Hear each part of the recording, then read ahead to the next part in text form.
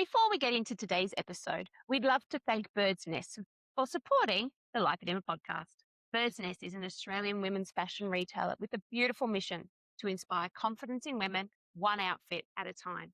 For our community, that means reminding you that you don't have to choose between comfort, compression, and feeling like yourself. This partnership is all about showing what's possible when clothing works with your body, not against it. Welcome back to the Lipoedema Podcast. We're your hosts, Shell And Tiana, and today we have Lipoedema warrior Gian Wild. Gian, thank you so much for joining us today. Thank you for having me. It's such a pleasure. We had the privilege of meeting Gian at our Lipoedema catch-ups for Southside, and it's been so lovely to get to know you. And I've been thinking we've had to get you on the podcast for quite some time because we've known each other now for quite some time. So it's so nice that in 2026 we finally got you on, and you can tell our audience your story.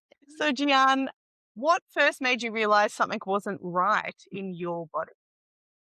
Wow. Probably I always kind of, I suppose, knew something wasn't right with my body, but probably the first time was when I was maybe 13, 14, and I was doing so much exercise and I was eating absolutely nothing. I'd played competitive tennis and basketball, so that was like, hours of tennis and basketball. I swam squad 3 days a week, which is 2 hours of swimming. I went to the gym every day at lunch, and then on the weekend, I would leave at 10 o'clock and I'd come home at, 4 in the afternoon. I'd walk or ride just all the time. And I even got down to the point where I was eating only 2 Vita Wheats a day until someone realized that was not a good idea. And I could not drop below 90 kilos. I just couldn't do it. And I remember I went to a physio, and she said, maybe you're locking your knees when you walk, so therefore you're not using as much energy when you walk. And so right from the beginning, it was kind of this weird thing where, most people who weren't me just thought that I was, hiding chocolate somewhere or, eating 2 or 3 McDonald's a day or whatever. And, so that was the first time. And it just became this thing where I just got used to being told that, I must be lying about something. Yeah. I remember my best friend at uni, we would go out, we'd have lunch or dinner, and after a couple of months she'd say, because I would hardly ever finish a meal, and after a few months she said, you can eat in front of me. And I was like, what are you talking about? I am eating in front of you. She's like, you don't have to hide your eating. And I'm like, I'm not hiding my eating. So, it just became this thing that like all my friends knew about it. It was a running joke that I ate the least of them and I was, twice their size. And, and it became very clear, I suppose, to members of my family. In 2020, I came up to Springbrook and isolated because, I didn't want to catch COVID. And I lived with my family for 6 months, ate exactly what they ate, did exactly what they did. And I still was twice their size. And my dad said to me afterwards, once again, he just thought I was hiding chocolate. And I was just, and he said, I didn't know how you got it because, we were isolated. We didn't go anywhere. But, it was just this thing, it was, I saw obesity doctors and they just said, oh, it's really hard to lose weight. And then when I, went on major diet things and told them what I was eating, I would, once again be told, oh, no, you've got to be honest about what you're eating. And I'm like, I am. So lipedema was stunning to me when I first got diagnosed because I had seen so many doctors and I advocate for my health. I'm very stubborn and bossy and assertive and strong-willed and yet, I still wasn't diagnosed. It was an accident that I was diagnosed, and that's a real concern to me. Massive concern, and so many years because, and we know this in our audience doesn't, but you were diagnosed at around the age 45. Yeah. So talking to us now about experiencing these things from the age of 13, you had to have that armor on that whole time with healthcare professionals. That's many, many years of having that armor on. I remember talking to a GP and, saying, look, I eat healthy, exercise a lot. And I mean, that's not who I am now, but we can talk about that in a moment. But I feel like I'm a healthy, fit individual. Don't you have patients who are older who, are overweight? And he said, no, all my obese patients are dead by the age of 40, 45. And it was just like, it was stunning to me. It was like, well, what else am I supposed to do? Exactly. Yeah. Yeah. You're there to get help Yeah. and nobody really helped you. Yeah. And also, Exactly. they're not trusting what you're saying. So you're going to start not trusting yourself as well. You're going to be Yeah. like, well, yeah. My weight loss efforts have been, in some cases, incredibly dangerous, some cases nearly fatal, and they created an eating disorder in me. And I've gotten to a point where I actually have very little mobility because I treated my body so badly. I ate so little. And as we know with lipedema, if you eat, like a starvation diet, that ups the inflammation, the lipedema increases, and I I was healthy and 100, 120 kilos, and now I can hardly walk. Yeah, wow. And it just goes to show how important it is to have healthcare providers on your side and to have that empathy in healthcare when it comes to people who present in a larger body, like the trust and that empathy. And you've obviously been severely let down in that area. So you received your lipedema diagnosis at around the age of 45, which is just the average age is 48. 48. There you go. I The beat average by age. 3 years. Yeah, Ah, I was 48. I was yeah. bang on the Bang on statistic. 48, which is crazy to me. Tell us a little bit about how receiving that diagnosis changed how you saw your body. It was probably one of the hardest things I've ever gone through. So I was on Ozempic for over a year, and my doctor at one point went, you've been on Ozempic for a while now, haven't you? And you're not losing any weight. And I was like, yeah, I know. And instead of him going, well, he is a good supportive doctor, well, thank God. And he said, well, maybe what you have is this like lymphedema thing. I've heard of lymphedema. So he sent me to a lymphedema clinic at the Gold Coast. And the woman there was like, lymphedema, well, we'll talk about it in a minute, but it's lipedema you should be talking about. And I was like, well, what's that?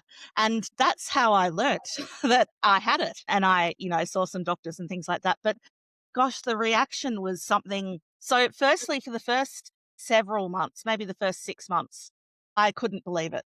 I was absolutely sure that the weight was my fault. I was sure that there was, I don't know, that maybe lipedema didn't even exist. I remember asking a doctor, like, are you sure that this really exists? And I remember him going, yes, this is a medical, and, people write papers on it, it's not. And so for 6 months, I had to keep convincing myself that, it was my weight had very little to do with my eating and my exercise and all that kind of stuff. And then, of course, the next part was I realized that losing the weight was going to be almost impossible. And I was told very early on that I was not a candidate for surgery because the lipedema had gotten out of control, but also because I have lymphedema. And that makes the healing very difficult. And so, I mean, we all know about conservative measures, but they're really about stopping the progression. They can't really do very much. And I can't really go on a keto diet due to another illness. So there was very little that I could do other than like compression garments and vibration plates and stuff like that, which help, but don't, help all that much.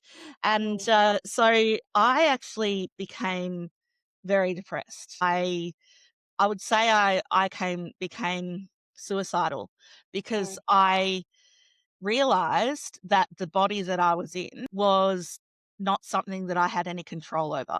So the one thing about being labeled obese is that you are constantly told that you control the fact that you are obese. And so you just have to try harder. You just have to find some magic pill. You just have to do X. You just have to eat this or not eat that or blah, blah, blah. But the end result, no matter what people tell you, is under your control. And when it comes to lipedema, it became very clear that that was not the case.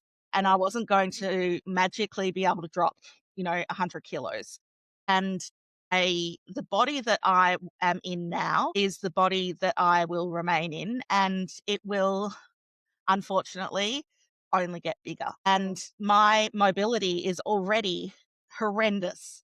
And the thing that I find so hard to accept is that my mobility wasn't bad. I was able to do all these things, and the weight loss attempts that I went under, that I was in some cases forced to go under, were the things that destroyed my mobility and destroyed my fitness.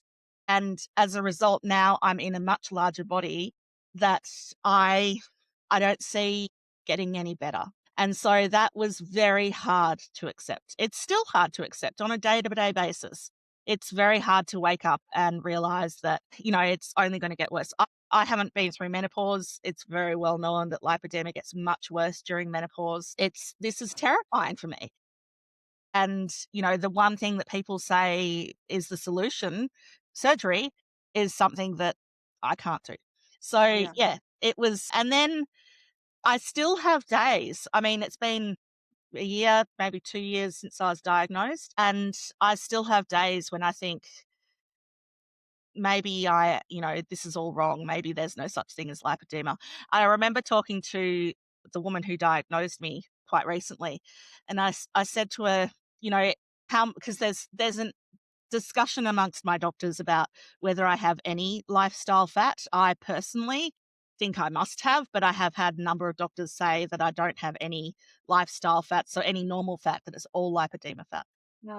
And I said to her, surely that can't be true. Surely I'm responsible for some of this weight. And she said, Gian, it doesn't matter what the fat is. You're not responsible for it at all. And that's, I think, the taboo around obesity is something that is horrendous for everyone. It's especially Ozempic. I mean, I know that it's a fantastic drug. I wish it worked for me, but we're moving back into the early 2000s, the heroin chic, where people are like size 4 and, and it's not healthy and it's not okay. And it makes people feel like they can treat us as subhuman. Yeah, it's really scary. And the result of it is that your health has declined when your health should have improved because you weren't listened to or taken seriously. And I can see that those desperate attempts on your doctor's advice to lose weight ended up with you having not enough calories to support muscle gain, which means you don't have muscle, which also means that your bones deteriorate. And we're hearing so much more about, like, muscle is the thing of longevity, and you were never given the opportunity to grow muscle, aside from when you were younger doing all of that activity in your adult life, because you were on such low calorie diets that your muscle was being chewed up to give you some energy to move. The first major diet I went on after I had lost, 20 kilos, I could no longer get up from chairs. Like, it was just, prior to that, I was running, I was walking, I was, playing sports. And after that, and so that was the beginning of, and so those weight loss attempts destroyed. I mean, thankfully I have some, otherwise I wouldn't be able to walk, some muscle, otherwise I wouldn't be walking around now. But yeah, I absolutely, And I think that's that big divide. Like, people think weight loss is like, we don't want weight loss, we want fat loss. So weight loss can be fluid, can be muscle, can be fat. And unfortunately, rapid weight loss is usually muscle. And we need that muscle because it burns calories, it supports our movement, it supports so many of our functions if we have our muscle. And unfortunately, it's just, okay, you weigh this on the scale, let's get it down, no matter what. Yeah. I read somewhere that it's better to do a weight to height ratio to determine, and I'm not quite sure now, I haven't done it now, but I can tell you right now, a few years back, I would have been anorexic under those, those rules. And I remember so many people saying, do you wear a corset? Oh my gosh, your waist is so tiny. And the same thing now with my feet. People see my feet and they go, oh my God, your feet are so tiny. And it's like, yes, that's because lipedema doesn't get down there. You said weight to height, but I knew what you meant, waist to height. Waist ratio. to height, waist to height, yes. Yeah, and totally. And look, I hope we go down that way instead of BMI and everything, because it would be way better health marker for the lipedema community, especially that waist to height ratio. I know surgeons are starting to look at that now instead of BMI. Such a good way But, forward. yeah. And imagine the difference in your journey if BMI wasn't so much of like a prominent thing in the community, and if waist to height ratio was actually the mechanism used, it would be a very different trajectory for you. Well, BMI was never designed as a diagnostic tool. Uh, No, it's not. yeah. Yeah. Okay, so I want to continue with hearing about your past and your symptoms of lipedema. So looking back, from your age of 13 is where you noticed it, but are there any other life stages where your symptoms noticeably shifted? So there was a period of time where I took up swimming, which I love. It's one of the reasons I moved up here, actually, up to Queensland. And I swam every day for 2 months, and I just magically lost 17 kilos. Like, it just fell off me. And I look back, and that's very clear to me that that's a lipedema, thing, or it's a, a reduction of inflammation. And it's the compression. Of course, I was not wearing compression. I didn't know anything about it. Lymphatic drainage, yeah, all the movement and stuff like that. So that to me was, and the doctors could not credit it. Like, they had no idea how it had happened. It was just this magical thing. There was a period in 2021, I got quite sick, and I had to go on prednisolone for 3 months, and I put on 25 kilos. And the thing is, I put it on all around my face and my chest and my arms. I looked really big. I look at photos of that time and I think, oh my gosh. And I'm probably 50 kilos heavier now, and I look much thinner up top now than I did back then. And the interesting thing is that when I went off the prednisolone, I lost 25 kilos, and I did not, I was eating the same, I was exercising, and that to me is an indication that, not so much a lipedema instance, but a very clear indication of lifestyle fat versus lipedema fat. Because, I didn't lose 26 kilos. I didn't lose 24 kilos. I lost exactly what I put on with the prednisolone. And that says to me, that there's a certain amount of fat that is, that can be lost, and the rest of the fat can't be. My brother, he had to have his wisdom teeth out, and he ate soup for 2 weeks and he lost 10 kilos. Like, that's the kind of thing that, I went on OptiFast for 2 weeks prior to a surgery, and I lost 1.5 kilos, which I'd say it was fluid or muscle. And before the surgery, when they weighed me, they were like, we told you to go on OptiFast. And I was like, I did. They're like, for 2 weeks, you couldn't have any breaks. And I was like, yes, I know. And they're like, we expected you to lose 10 kilos. I'm like, what can I tell you? Yeah. Yeah. So back to your question, I don't think that I have seen any rapid progression of lipedema for a particular instance, other than in the last few years due to my long COVID. And so long COVID is very closely related to a number of different illnesses, POTS, Ehlers-Danlos, ADHD, etc. Occurs a lot more in women, and lipedema. So yes, it's quite a well-known trigger for lipedema, and it's certainly made my lipedema much, much worse. Yeah, it's so tough. Yeah, it's really tough. And, that time, I remember, so that'll stay with me forever, that time when COVID was around, and it just changed all of our lives, really, the way we do everything. That isolation was monumental. Yeah. And adding on chronic illnesses on top of that, that's a lot for people. The one thing I will say, I very much try and look at the glass half full. The one thing I will say is that long COVID has created an environment where there is now a lot of research into a lot of women's illnesses that have often been forgotten. So, we all know the crash test dummies were created solely to represent men, and only in the last 5 or 10 years have they created female crash test dummies. And that there's more money going into the research of male pattern baldness than there is going to endometriosis, et cetera, et cetera. But one thing that long COVID has done is it has highlighted all these other illnesses that are correlated. And a lot more women get long COVID than men.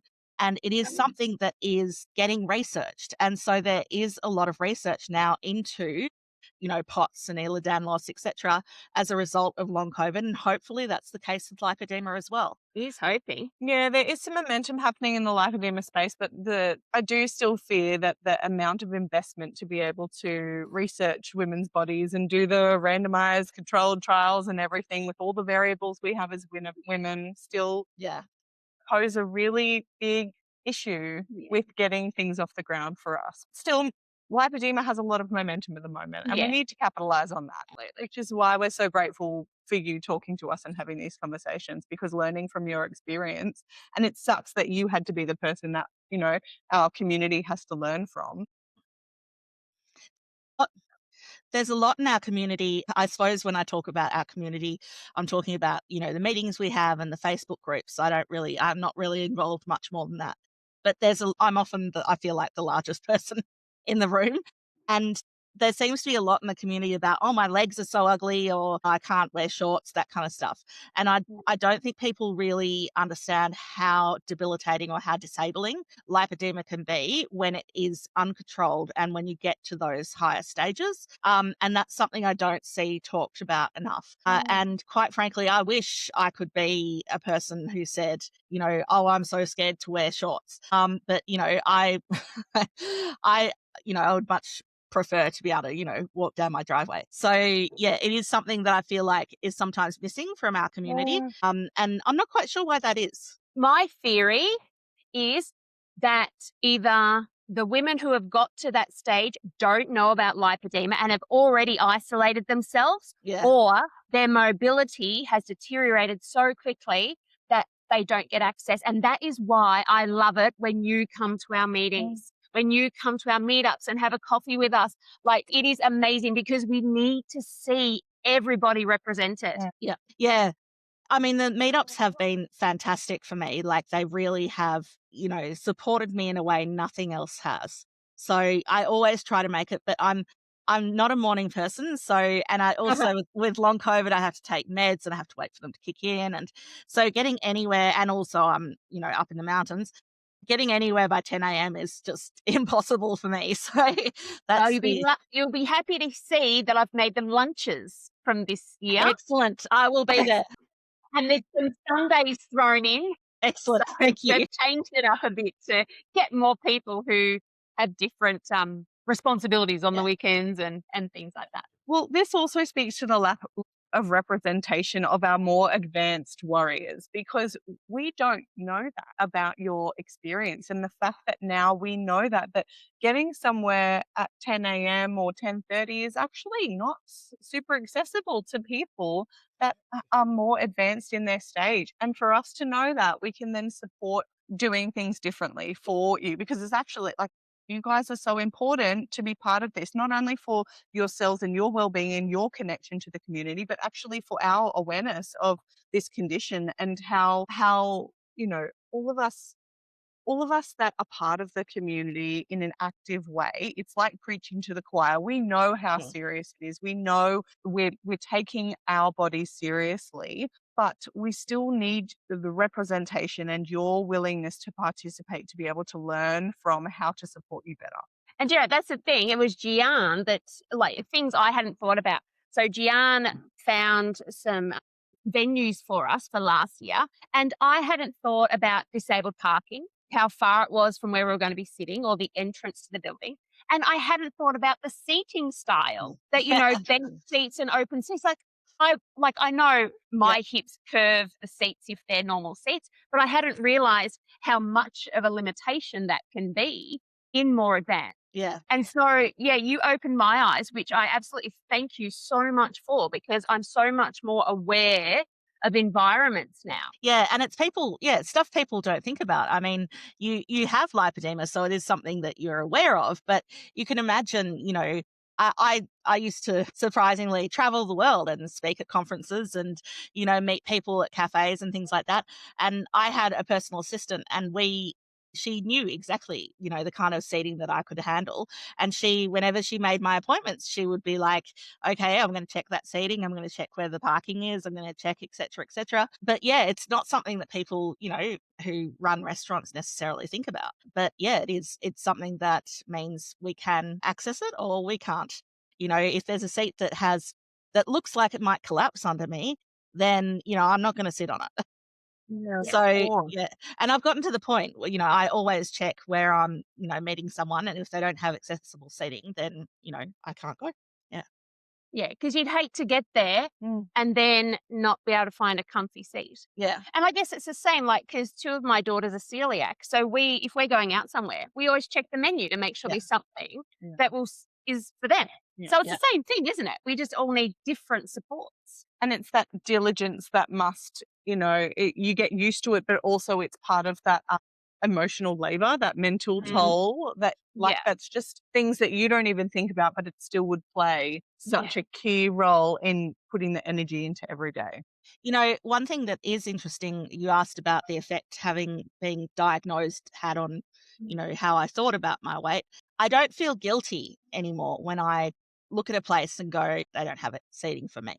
I don't blame them, but I don't think, oh my gosh, Gian, you just have to lose weight. I think, okay, that place is not for me. And I don't feel guilty asking either. If I go into a place and, there's no bench seats available or something, I don't feel guilty saying, look, can we wait until a bench seat's available, etc. Ironically, because I work in the area of disability, and I was the secretary of a accessibility organisation, and we had our AGM, and we had it at a venue with very, very high chairs, which I can't get up onto, and it was actually that's the time that I've been most discriminated against, when the people were like, oh, well, just stand there for 15 minutes while we have our meeting. And I was like, I can't stand for 15 minutes. And they're like, well, it's just 15 minutes. I'm like, okay, well, there's this thing called POTS. And, I actually don't need to explain to you my medical history, but I can't stand here for 15 minutes. I can't get up onto that stool. There is a table over there with normal chairs. Can we go sit over there? And they're like, no. And I went, okay, I'm leaving. So, it's amazing how sometimes you don't get any assistance at all. That makes me really angry. It made me really angry, actually. I did resign quite, quickly after that. Yeah. Yes. Yeah, they're not practicing what they're trying to preach. Yeah. Yeah. It comes back to the fact that they see it as a choice, maybe, or like, oh, well, you're just lazy, you don't want to stand for 15 minutes. Like, no, if I stand for 2 or 3 minutes, my legs will literally collapse underneath me, because, and there's this whole thing about blood flow and it doesn't work properly. And, and once again, I shouldn't actually have to explain that. No. But they obviously thought it was a choice on my, my part, that I was like, no, I don't want to stand for 15 minutes. It's like, yeah. And, if someone doesn't want to stand for 15 minutes, there's probably a medical reason why, like, if standing for 15 minutes was easy, then why wouldn't you do it? I wish I could. Yeah. Okay. We want to pause for a moment to acknowledge Bird's Nest, who are partnering with us to raise awareness around dressing bodies that wear compression. One of the things we hear most from our community is, I don't want to just wear big, baggy clothes. I want to feel like me. Bird's Nest really gets that. Their range focuses on softness, stretch, shape, and versatility. Clothes that skim, not cling, and allow compression to be part of the outfit, not something to hide. This collaboration is about inspiration, confidence, and showing that comfort and personal style can add. So I'm really curious now, what does supporting your lipedema look like for you currently? Well, it's interesting. I had a friend staying recently, and she said, gosh, all this, stuff that you do for lipedema really takes a lot of time, doesn't it? And I'm like, yes, it does. So I have to handle like lymphedema as well. So I moisturize quite religiously in a way that I never did before. I would never moisturize before. I was never a person who wore makeup or anything like that, but especially my legs. Wear compression garments, I'd say 95% of the days, even though I hate them.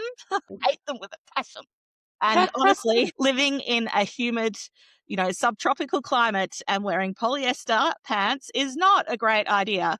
And I do overheat because, POTS also, creates temperature dysregulation. So I hate it. I hate it. I hate it. But I do it. And I wear Comfy Wave at night, which has actually quite significantly reduced the lymphedema in my feet, which is amazing. It was absolutely amazing how much that helped. And I use the vibration plate at least twice a day. So, and I can't stand on it because my weight is too heavy for it. So I sit and I put my feet on it. And I would like to swim, but with the long COVID, having, traveling is quite difficult, especially going down the mountain, going up the mountain. So that's something that I've had to put off for a little while.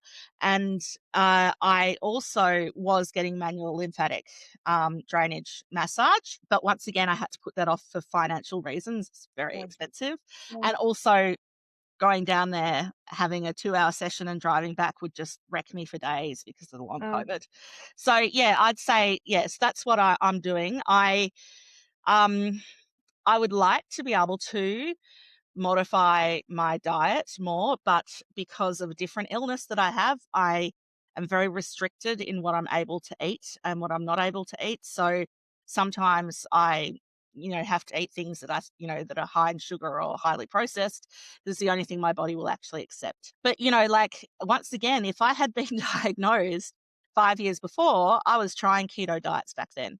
I could have, gone on a keto diet. I could have, actually got some improvement that way. But now, because of different issues and because it's, taken so long to diagnose me, that's now something that's not available to me.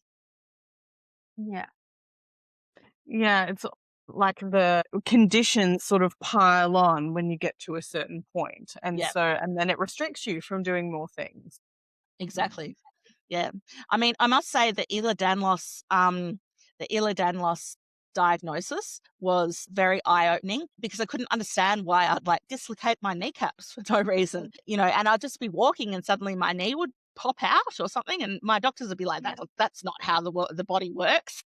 That's how my body works. So I actually do find that sometimes the really strong compression seems to reduce the stability of my knees because I feel like the pressure of, the weight and the lymphedema is actually providing a scaffolding for the knee that it doesn't have, So yeah, it's very interesting how they all intertwine. It is. Yeah, because that fluid be pooling there, protecting the joint or trying, because our body wants to always protect itself. So there's a reason that happens. It's the body thinks it has to protect us. So if we're pushing that fluid away, it's not being afforded anymore. Yeah, because I tore my ACL a few years back, and which was the big part of how my disabledness happened. And so that's always been a problem. And I can't have surgery for it. So it's So of the tools and supports that you use, what's made the biggest difference to your quality of life? The vibration plate, or maybe it's the compression. I'm not quite sure because I did them both at the same time. But the one and maybe thing, the combination. The one thing is I never understood lipedema pain. Back when I was first diagnosed and they said, well, do you have lipedema pain? I said, no. And it was like, actually, I can't get my blood pressure tested because the pain is so excruciating that it affects the blood pressure readings. So it's not even just work through the pain. It's like the pain affects the reading. Before COVID hit, I remember coming home from overseas. I did a 3-month stint overseas, which required a lot of walking and, a lot of, meeting people and flying, et cetera, and my legs just ached. And I remember thinking, I can't keep doing this. And then COVID happened, so you can blame me for that. You do bring it back. Yeah. So that pain that you have at the end of a day, I just thought that was normal. I just thought that was, that was the way everyone felt, and I would crash out on the couch and I wouldn't be able to cook. I wouldn't be able to do anything because I was in so much pain. And sometimes the pain would be so bad I couldn't sleep. And I really just thought that was normal. And either the compression or the vibration plate has basically made that a thing of the past. And, and when I do go out and I do too much and I get, my legs are in pain when I get home, I just sit on the vibration plate till the pain goes away, and that's all that it's needed. The other thing is I've always been fairly sensitive to heat. I'm the kind of person that's sweating when everyone else is like, oh, it's a lovely day. And then, of course, the POTS made it so much worse, which was, I definitely had before long COVID, but it was definitely made worse by long COVID. And POTS definitely affects your temperature regulation. And so I remember going to some of those meetups before I did the compression and just sitting there thinking, my gosh, I am dying of heat stroke over here. And then I would go to meet up again, and I was wearing compression, and I somehow felt hotter but kind of cooler. And it was like I could sit there and I wasn't sweating so much. And it was like, yes, the polyester is quite hot and it's annoying, but I didn't feel like I was dying. And I really feel like the compression made a massive difference in that. And I'd say the last 10 years, because I work a sedentary job most of the time, I sit in front of a computer. For the last 10 years, I would get up and I'd be like a little old lady hobbling along afterwards. And it was just because my legs were just, filled with fluid and my ankles would puff up. And I remember, lying on my bed with my legs up and things like that. And, that happened a decade ago and, yet I was never diagnosed. So yeah, I do feel like the compression makes a massive difference, even though I really loathe it. But yeah, I still use it. I remember at Lipoedema conference, one of the people said, and I don't use compression because, I just can't stand it. And I'm like, that's not an excuse. It's so annoying how effective it is. I hate how effective it is. Yeah, absolutely. Also, I just would like to give a plug to Super Fit Hero. I found it really difficult to find compression that would fit me, to be honest. Compression in my size is, it's impossible to get in Australia. So Super Fit Hero is a US company. And they have these different sizes and they go up to like size 36 or something like that. And I mean, they are expensive, but no more expensive than, a good set of compression. They're not officially, the compression values, but they work. They definitely work. And they go over your stomach and they go over your backside as well, which a lot of compression, they kind of like don't really reach. So yeah, I definitely recommend them because it took a long time for me to find compression that would fit me. All right, we'll look into that. Yeah, thanks for the recommendation. Yeah, there would be people listening to this podcast that are in a more advanced stage that are struggling with compression. And any company that provides comfort, we need to talk about. Absolutely. And good colours too. Good.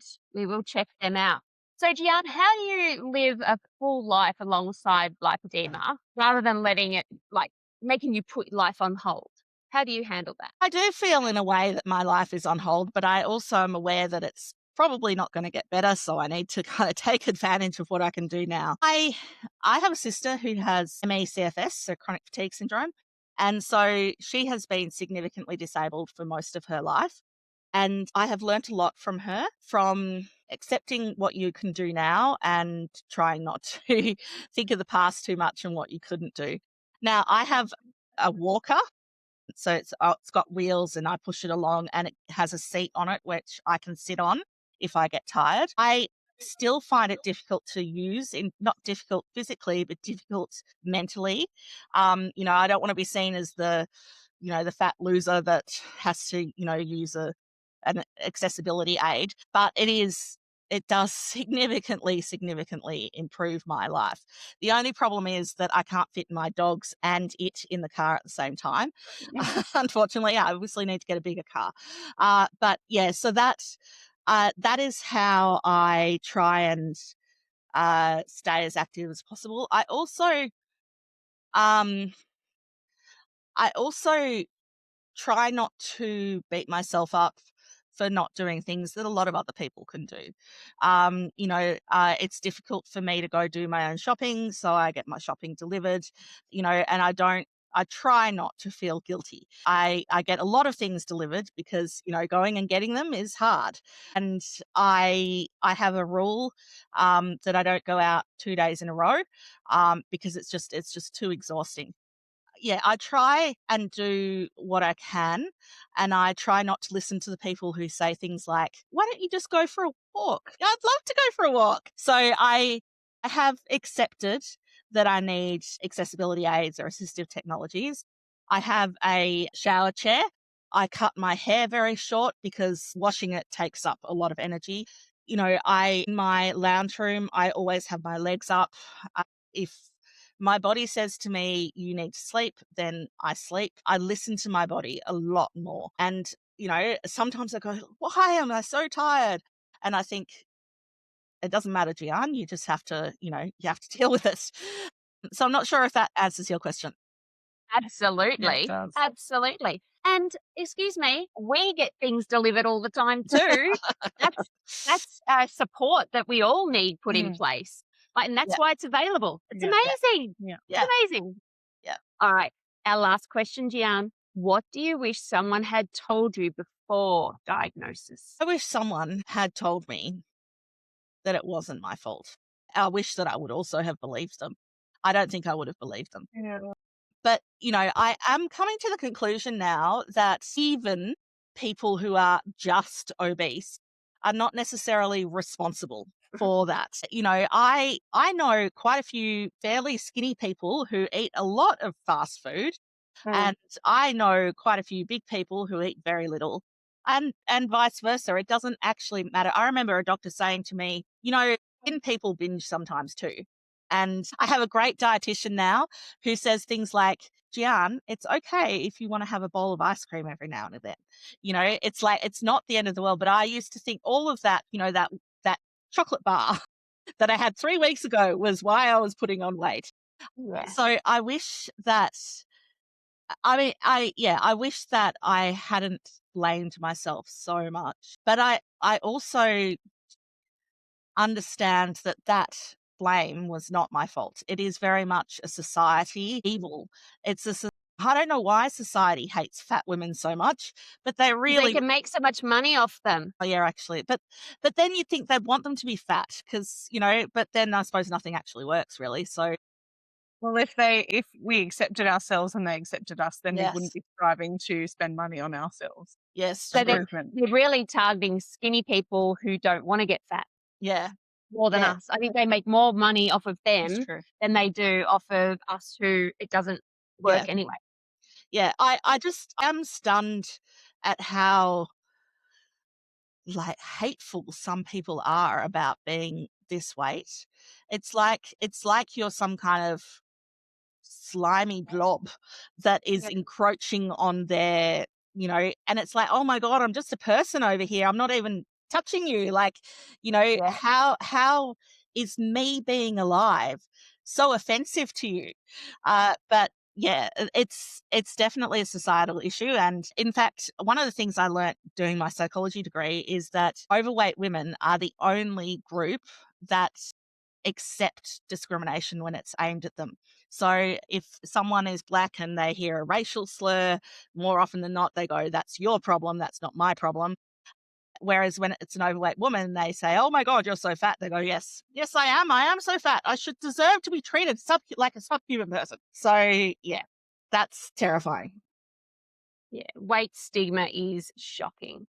And And I'm glad there are some studies getting done on it and things like that too, because it's learnt. It's society. It is, yeah. It is. I was kind of hoping it would get better, with people like Lizzo and things like that. And then Ozempic came along. And, if you looked at Lizzo at her biggest, she was doing amazing things, on stage and all those kind of things at her weight. No one could ever say that she was unfit or unhealthy. Absolutely. And now you look at it and I think, that kind of rapid weight loss, I mean, I'm glad she's happy, but that kind of rapid weight loss is not safe. And I think wouldn't it have been wonderful if society could have just accepted her as, and it actually really helped me. I have I stay with some friends in Portland when I go overseas, and they have a little girl. I've watched her grow up, and she's always kind of been a bit negative about my weight. And when Lizzo came around, she was like, "Oh, you're big like Lizzo." And I was like, "Yes, I'm big like Lizzo." And it was like, all of a sudden, she treated me really differently. And I think that, she's from the age of 4, she treated me differently. That's terrible that, as a girl, that she has internalized that so quickly and at such a young age. Yeah, Absolutely. it's That's awful, isn't it? terrible. But as my doctor said to me when I went for a checkup, he said, not everyone's supposed to be skinny. Yes. That's Yep. right. Yep. I mean, every time I see a new doctor and I list the things that I have, they go, "And diabetes?" And I'm like, "No." They're like, "Yeah." And I'm like, "Nope." Like, "Yeah, but you just haven't been tested recently, right?" And I'm like, "Yeah, here's my test from 3 months ago. I don't have diabetes." And then they just cannot accept that I don't have diabetes. And part of me thinks, I mean, the research says that women with lipedema, we have fewer heart attacks, et cetera, that the weight is perhaps not as unhealthy as lifestyle fat, and We're maybe that, healthy fat people. yeah, and maybe that's because the fat is there because our body's going a little bit crazy as opposed to we're eating crap, but whatever the reason, it's always been studying to, the doctors that I've had that I don't have diabetes. And the number of times they're like, "Yeah, but I even had one doctor say, "Yes, but it's just because you're not testing at the right time. So here's this thing that you put in on your arm and it measures, your blood sugar at every Yeah, time." the continuous glucose monitor. That's the one, yeah. And said that will absolutely show that you have diabetes. Guess what? Didn't show it. And it said, "Oh no, that one must have been broken. And so can you do it again?" I did it again. At no point did I go over the level. At no point. At no point. And she's like, "Oh, but in your liver, you'll have too much blood sugar. It's just not showing on the glucose." And I'm like, okay, like how many excuses can you make? Like maybe at some point just accept that I don't have diabetes. Oh, My jeez. gosh. She's clutching at straws. Yeah, medicine is supposed to come from science, and science is about not knowing the answer. It's always asking why. And I feel like Yes. medicine's gone away from asking why and being curious. I'm like, well, this is the thing because it said so in my textbook. Yes, my textbook doesn't mention that, so it doesn't. And I'm not talking about all doctors. We do have some We have some healthcare really great professionals that are on our side. But in your case, Yeah. I do have one doctor on my side, and it's quite funny because I had a session, and as he came out into the waiting room, we've been talking about lipedema. He did a lot of research on it. He said, "Gian, you just need to eat more." And you should have seen the people in the waiting room just go, "Oh my God, we're calling like the police." Lock this doctor up. But that's the hard thing for me. Like I cannot eat 3 meals a day. I cannot do it. I've spent 30 years trying to reduce how much I eat. Yeah. I have managed to get it to 2 meals a day, probably 5 days a week, but I can't. It's too hard for me. It's too ingrained. And so the first thing, I don't know if you've heard of the RAVES protocol for eating disorders. RAVES, which is regularity, adequate nutrition, variability of food, entertaining, don't know what S is. Haven't got anywhere near S. We're still at regularity. So, that's what I'm trying to do, is trying to actually eat like a normal person. And then I might actually, start to be healthier and address these eating disorders that I believe have been triggered by these weight loss attempts. Yeah. Wow, Gian. I just want to acknowledge the fact that, like, we're so lucky to have you on today to have a frank conversation about your experience. It's eye-opening. Thank you. I'm glad to help. Yeah, you are. You really are. We are so grateful. I do feel like there's a lot of people out there who are like me and have no idea and no support. And I know that I'm strong in myself. I know that I have no problem telling a doctor that they're wrong, but I know that that's unusual. I know that a lot of women have been beaten down by the system. And I do feel like it's my duty to help them as much as possible because I have those skills and I should use those skills to help, other women. So I really, really do hope that this has been helpful to, women in a situation like mine. And I wish I could do more. Yeah, amazing. You do more by helping yourself, my friend. Yeah. You do more by looking after you. Yeah. I try. That shining light. Yeah. Thank you very much for coming on today, Gian. You're Thank you. welcome. Take care. Bye.